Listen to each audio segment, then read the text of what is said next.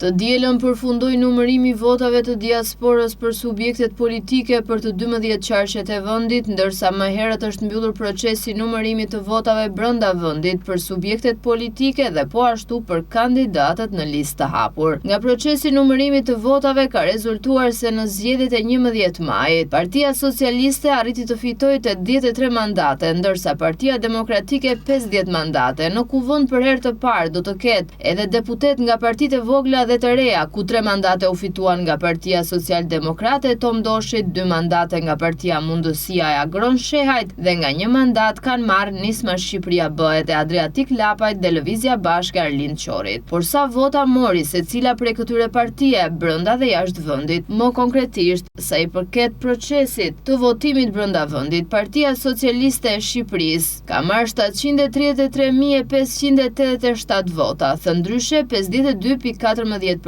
Koalicioni Partia Demokratike Aleanca për Shqipërinë Madhështore ka marrë 482.086 vota, thëndryshe 34.27%. Koalicioni Nisma Shqipëria Bëhet ka mundur të marrë 49.438 vota, thëndryshe 3.51%. Partia Social-Demokrate ka marrë 47.555 vota, thëndryshe 3.38%. Partia Mundësia ka marrë 43.069 vota, thëndryshe 3.6%. Lëvizja Bashk ka marrë 20.274 vota, ose 1.44%. Sa i përket votave jashtë vendit, Partia Socialiste e Shqipërisë ka mundur të marrë mbi 122.000 vota, ose thëndryshe mbi 61%. Koalicioni Partia Demokratike Aleanca për Shqipërinë Madhështore ka mundur të marrë mbi 47.000 vota, ose mbi 23%. Koalicioni Nisma Shqipëria Bëhet ka marrë mbi 14.000 vota, ose 7.40%. Partia Mundësia